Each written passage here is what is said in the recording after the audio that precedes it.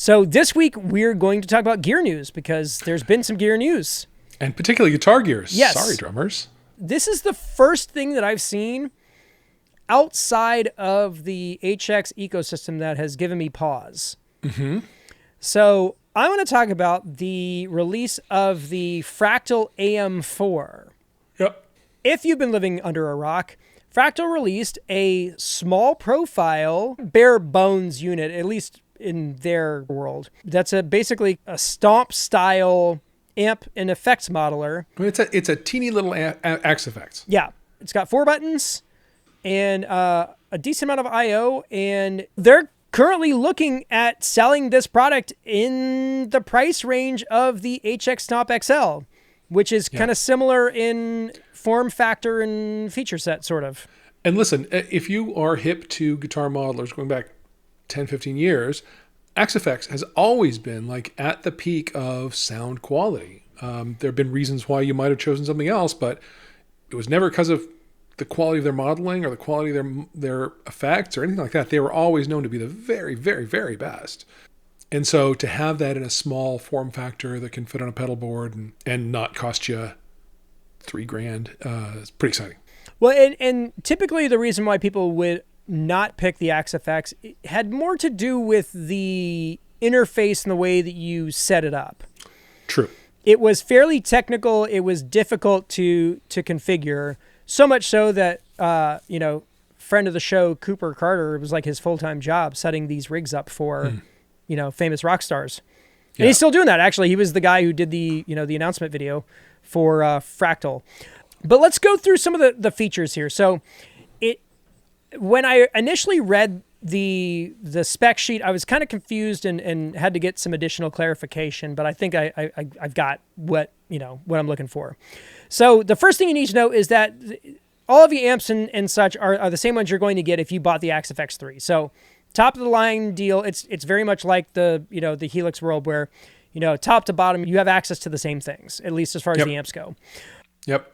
Now, their additional kind of unique feature is that the speaker simulation is built into the amp block, so you don't have to spend additional DSP, with impulse responses or cabs or whatever. It's all in one.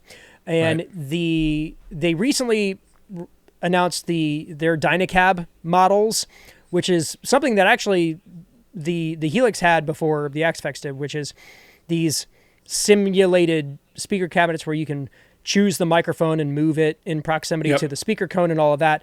That was something that actually, the Helix kind of had the corner of the market until they released these. So you've got these really great speaker cabs built into the amp block with great sounds and ambience without requiring additional blocks and all of that. And that's a good thing because the AM4 has 4 blocks, which is kind of tricky. Different types of modelers have different limitations as far as number of blocks and DSP thresholds and all of that. The AM4 kind of bypasses that by just saying you got 4 blocks. Yeah. But in those 4 blocks, you could do a lot of stuff.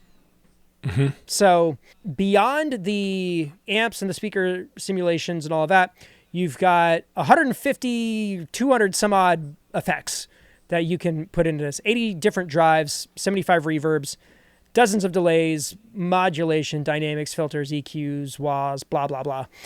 It's all there. And the way that they set these up is through presets, scenes, and channels. Yeah.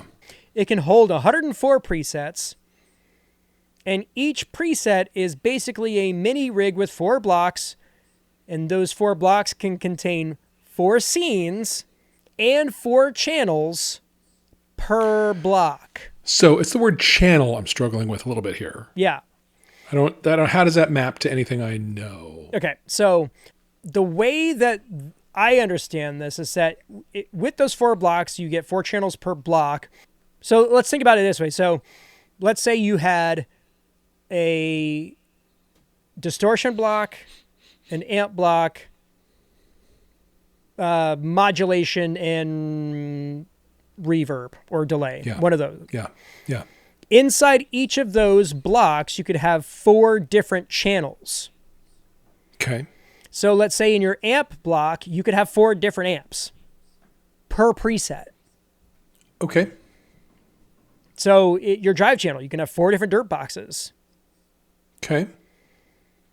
And the way that I understand scenes are kind of similar to snapshots in the HX world. Yeah. My current setup is I've got 5 or 6 different presets. So I've got an acoustic simulator, super clean, not so clean, dirty, super dirty. But like I could do that with 2 different presets on this, which is pretty interesting, pretty compelling. Yeah, that's interesting. As well as the fact you get gapless switching between those things. It's very nice. So they've really, thought through all of that.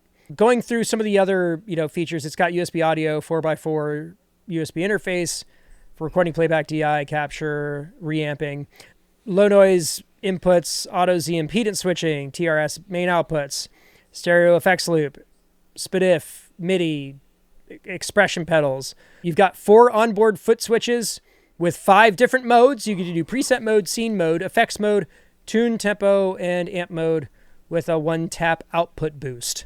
So that's another thing you can do is that typically we put like a boost channel or a like a snapshot for that kind of stuff. That's something you can like tap onto. It comes with a companion app for Mac and PC for visual preset building, cab management, libraries, controller setup, yada, yada, yada. They say it's an integrated Fractal bot. I'm not quite sure what a Fractal bot is, but I'm intrigued. Yes. The other thing is that, we're talking about, okay, well, I only have 4 blocks, and that may not be enough. What if I need additional DSP or whatever? And so one thing that I've seen a lot of is that you can pair this unit with the virtual pedal board that they released recently called the VP4, which then gives you 4 additional blocks. And those 2 apparently play very well and play nicely together. So I think for less than the cost of an FM9, you can have both of those units running in tandem, basically. Okay. So I think they've done a thing. They threw their hat into the ring at a very interesting time. Yes. Considering that like the pricing has been real tricky this year, with tariffs and all of that stuff, they managed to put a new product into the market, make it competitive with other products in the market. There's nothing really at this level, processing wise, quality wise, that's out right now. Yeah. I don't know how it stacks up against the Stadium, but these are very different products. Yes. I mean, the only thing that could really like top this right now would be, an HX Stomp Stadium with the new Agora modeling and all of that stuff. Right. Otherwise, I mean, they're kind of in rarefied air. Yeah.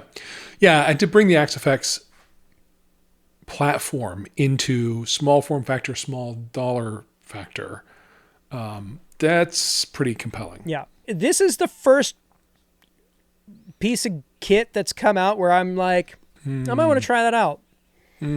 So I might be bugging Cooper Carter about seeing if he's got an evaluation unit or something I can borrow for a couple of days to see if I can get a handle on it. But if you've got any questions or comments about this unit, whether you think it's the new one to beat, let us know.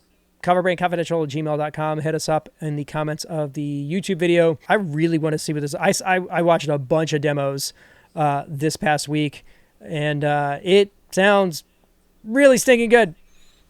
I really want to try it out. Yeah.